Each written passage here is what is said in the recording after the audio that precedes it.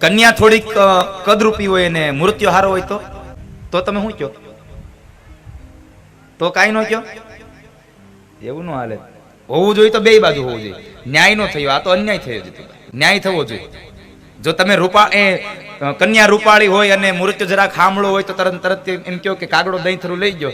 તો પછી રૂપાળો પુરુષ હોય અને કાળી કન્યા હોય એવું હોય તો હામું હોવું જોઈએ ને. આ બધાને ખબર પણ એકે નહીં બોલે. બહુ નાનો એવો પ્રસંગ છે પણ બહુ સમજવા જેવો પ્રસંગ છે. પ્રેમ પ્રણયનો પ્રસંગ છે. પ્રેમનો પ્રસંગ છે.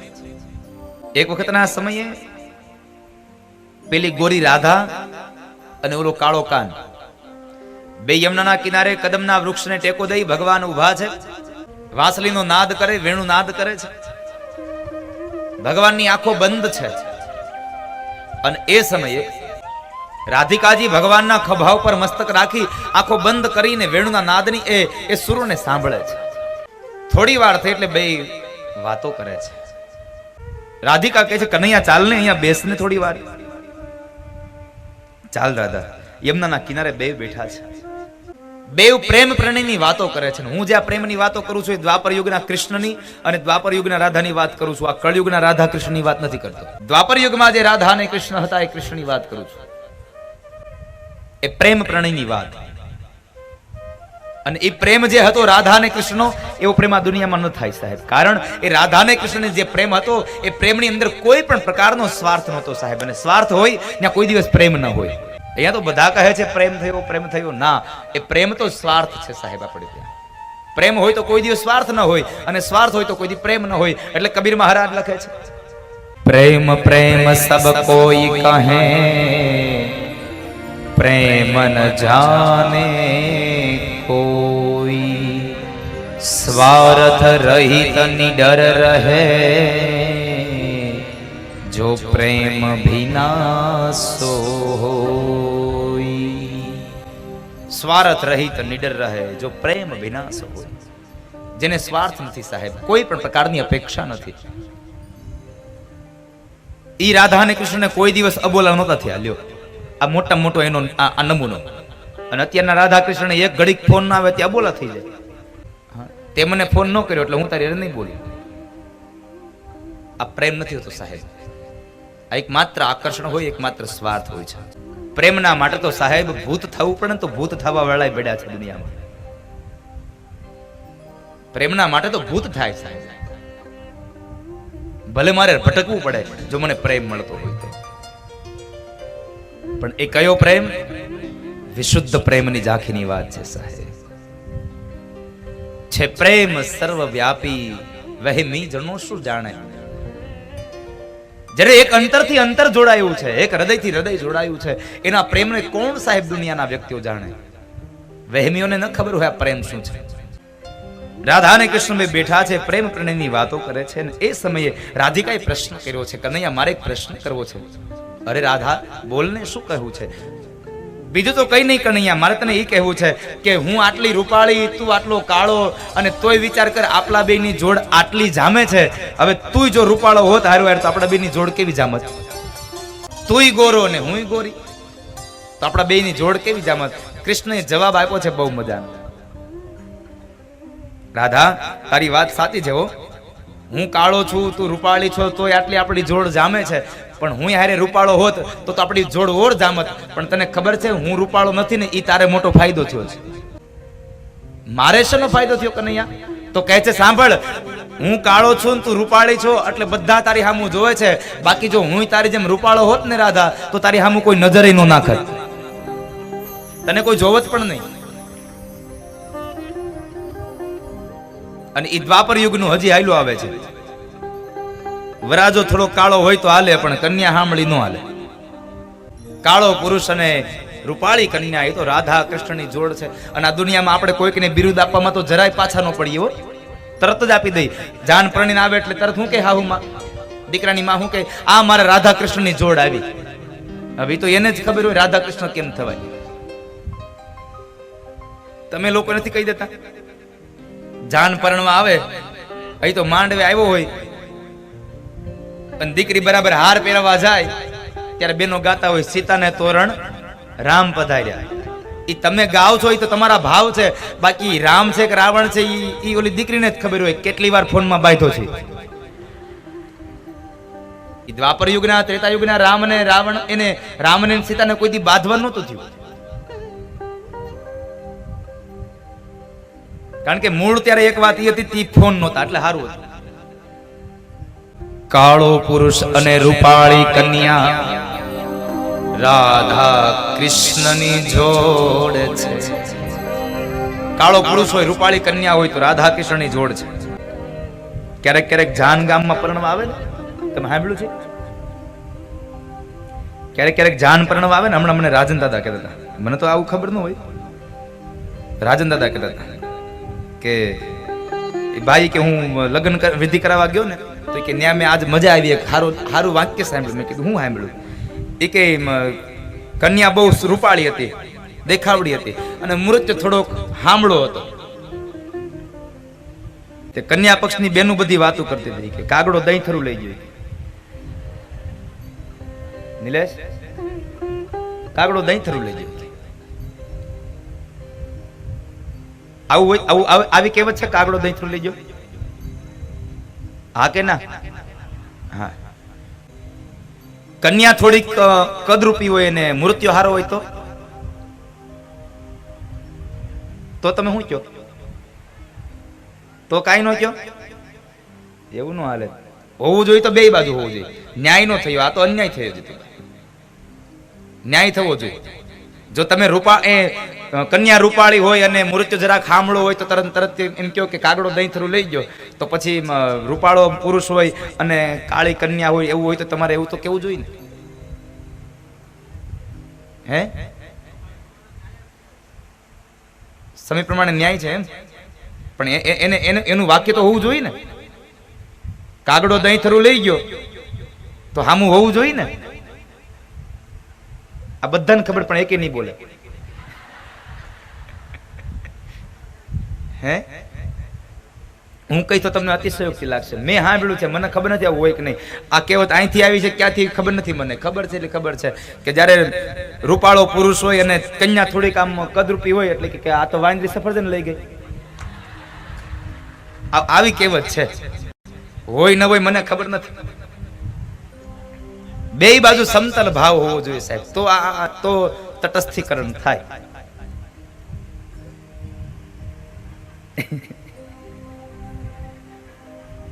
કાળો પુરુષ અને રૂપાળી કન્યા એ તો રાધા કૃષ્ણની જોડ છે.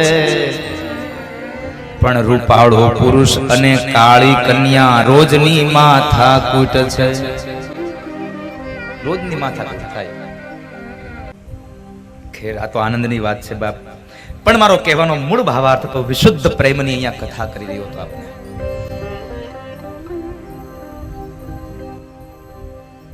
જ્યાં સ્વાર્થ નથી ત્યાં પ્રેમ છે સાહેબ. કોઈ પણ જાતની અપેક્ષાઓ ન રાખો પ્રેમમાં. અને પ્રેમ કરવાની ઈચ્છા થાય તો માત્ર એકમાત્ર પાત્ર છે કૃષ્ણ, એ ભગવાન. ભગવાનના નામથી પ્રેમ કરો, ત્યાંથી તમને કંઈક બદલામાં કંઈક મળશે. ત્યાંથી તમને કંઈક મળશે. અને પેલી વાત તો એ છે કે તમારે જો કોઈનો પ્રેમ જોઈએ છે ને તો પ્રેમ આપતા પણ શીખો. પણ અત્યારે થયું છે એવું, બધાને માન અને સન્માન જોઈએ છે, પણ આપણે કોઈને માન અને સન્માન આપવા નથી.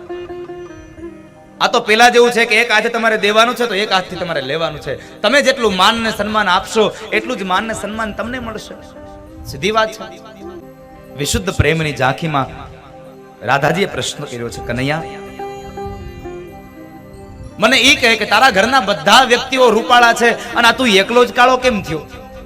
રાધાએ પ્રશ્ન કર્યો ભગવાન. એક કવિની કલમ ચાલી છે, બહુ સુંદર પંક્તિ લખી છે. રાધાજી પૂછે છે વાત, કૃષ્ણ તમે કેમ થયા કાળા? રાધાજી પૂછે છે કનૈયા તું કાળો કેમ થયો? કૃષ્ણ તમે કેમ થયા કાળા? નયા નંદ બાબા ગોરા છે, પેલી યશોદા ગોરી છે. અરે તારો મોટો ભાઈ દાવ બલરામ પણ ગોરો છે અને તું એકલો કાળો થયો, શા માટે તું કાળો થયો? ભગવાને બહુ સુંદર જવાબ આપ્યો છે. રાધા સાંભળ, હું કેમ કાળો થયો. ગોપીજનો ના નયનો માં વાસ છે, ગોપીજનો નયનો વાસ છે, લાગ્યો છે કાજળનો ડાઘ, રાધાય મેં મથયા કાળા. રાધાજીએ પ્રશ્ન કર્યો, કનૈયા તું એક કાળો થયો? અરે હા રાધા, જવા દે ને. થોડી વાર થઈ એટલે રાધિકાએ એક વાત કરી, કનૈયા ચાલ ને હવે રાસ રમાડને, હવે બહુ ઈચ્છા થઈ છે રાસ રમવાની.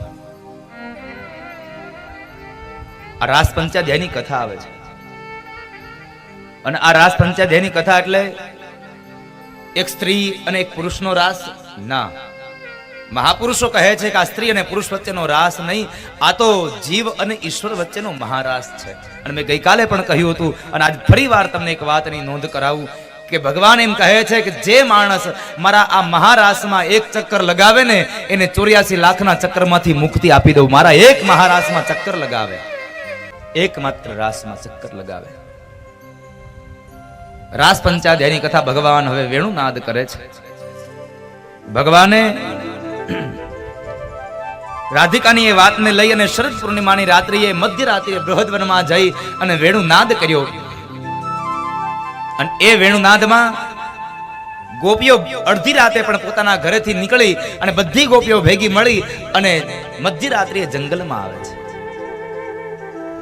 આ તો ભવ્ય રાસ છે, દિવ્ય રાસ છે, મહારાસ છે. એ મહારાસ માટે તમામ ગોપીઓ જ્યાં બૃહદવનમાં આવે છે અને આવતાની સાથે ભગવાન કૃષ્ણએ એ શરદ પૂર્ણિમાની મધ્યરાત્રિએ આ જંગલની અંદર બૃહદવનમાં દરેક ગોપીઓનું સ્વાગત કર્યું. અને ભગવાન કૃષ્ણ બોલ્યા, હે મહાભાગ્યશાળી વ્રજાંગનાઓ, આવો તમારું સ્વાગત કરું છું, હું શું તમારું પ્રિય કરું. આટલું કહી અને ભગવાન બોલ્યા છે, હે વ્રજાંગનાઓ, આ મધ્યરાત્રિએ તમે શું કામ આવ્યું? આ કૃષ્ણને કોઈ ન સમજી શકે, એને સમજવો બહુ અઘરો છે. પેલા એમ કહે છે કે હે મહાભાગ્યશાળીઓ તમે આવો,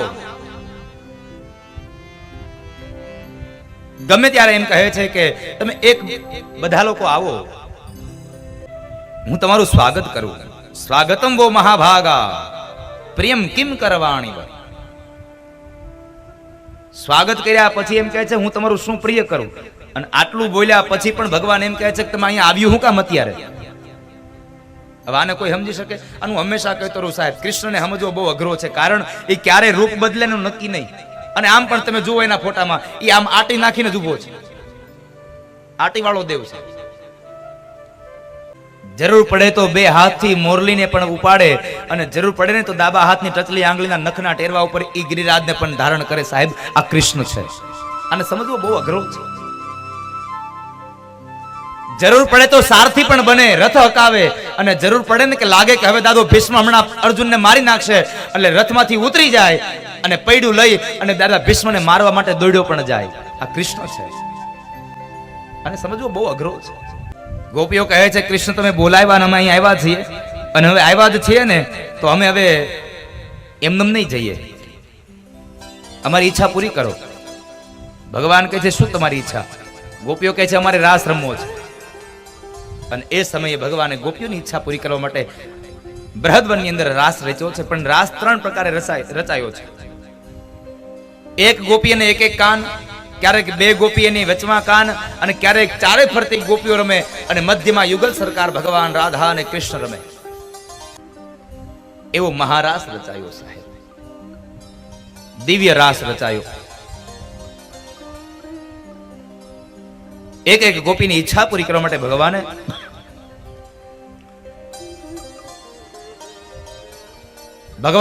ગોપીઓની ઈચ્છા પૂરી કરવા માટે અનેક રૂપો લીધા. જેટલી ગોપીઓ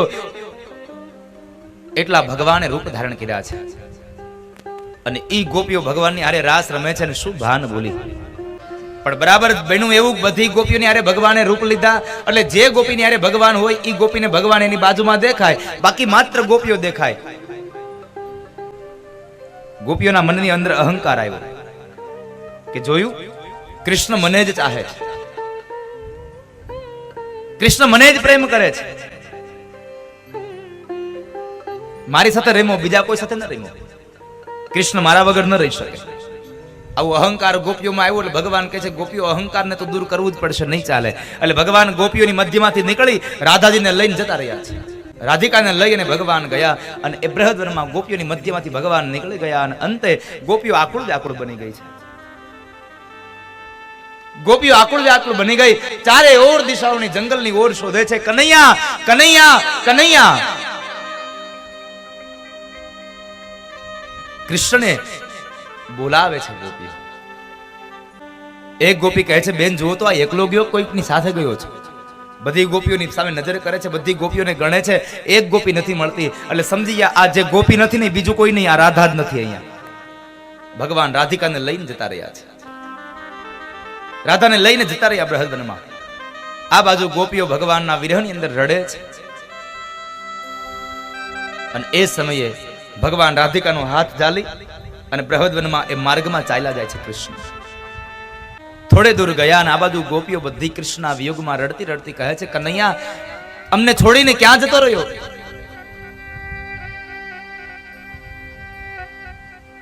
કનૈયા અમને છોડીને ક્યાં ગયો?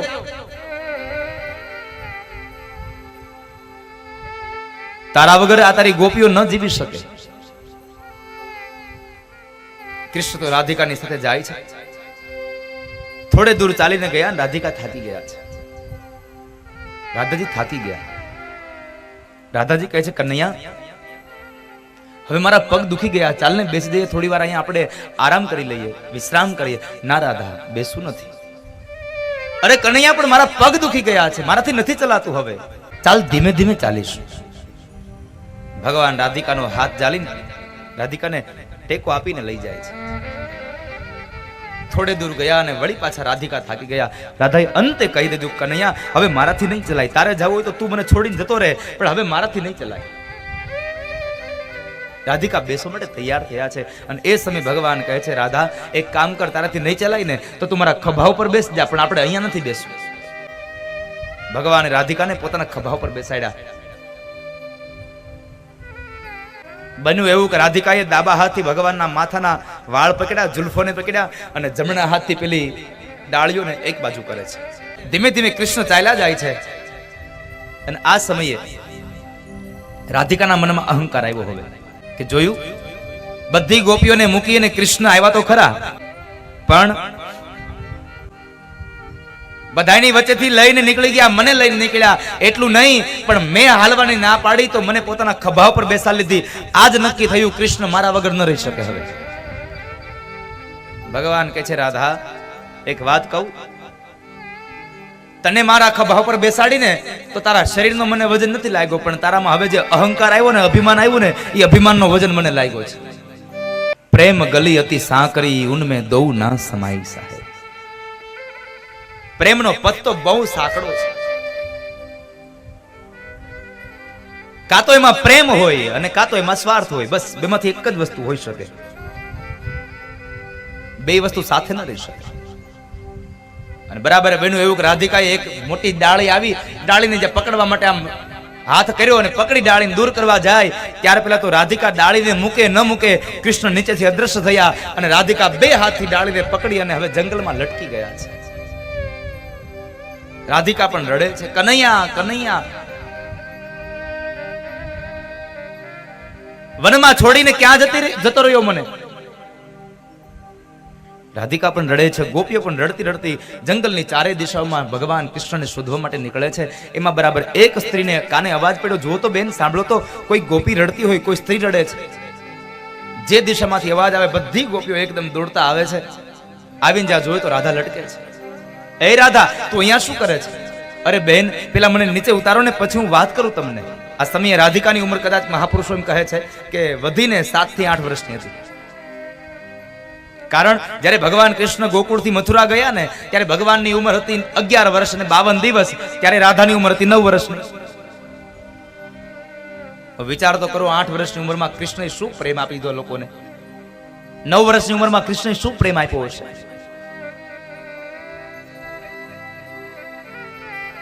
પ્રેમ તો અદ્ભુત છે સાહેબ. રાધિકાને નીચે ઉતાર્યા છે, પછી રાધિકાએ બધી વાત કરી. ખબર નહીં બેન કે શું થયું. મેં ડાળ પકડી અને એ સમયે નીચેથી કૃષ્ણ અદ્રશ્ય થયા અને હું અહીંયા ઝાડની ડાળીએ લટકી ગઈ. બધી ગોપીઓ ખૂબ કૃષ્ણના વિયોગમાં રડે છે. રાધિકા અને ગોપીઓ બધા રડે છે સાહેબ. કૃષ્ણના વિયોગમાં બધા રડે છે અને અંતે બધી ગોપીઓ મળી ભગવાનને પ્રાર્થના કરે છે કે હે કૃષ્ણ, તમે પાછા આવી જાઓ. પોતાના અંદરમાં હૃદયમાં રહેલો કૃષ્ણ પ્રત્યેનો પ્રેમ વ્યક્ત કરે છે. ભગવાન પ્રત્યેનો પ્રેમ વ્યક્ત કરે છે. 19 ગોપીઓએ ભગવાન પ્રત્યેનો પ્રેમ વ્યક્ત કર્યો છે અને એને મહાપુરુષોએ નામ આપ્યું છે ગોપી ગીત. ગોપી ગીતની કથા છે, બહુ અદ્ભુત કથા છે. એક જીવ ભગવાનને પ્રાર્થના કરે છે. એક જીવાત્મા ઈશ્વરને પ્રાર્થના કરે છે. શું કહે છે? અનેક ગોપીઓ ભગવાનને પ્રાર્થના કરે, કૃષ્ણ તમે પાછા આવો.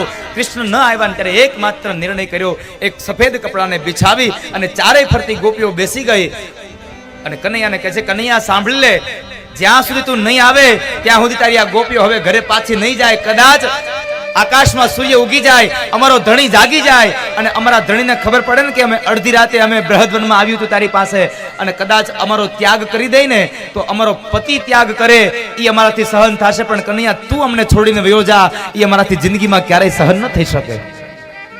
અમારો પતિ ત્યાગ કરે તો અમે જીવન જીવી લેશું, પણ કનૈયા તું અમને છોડી ન જા.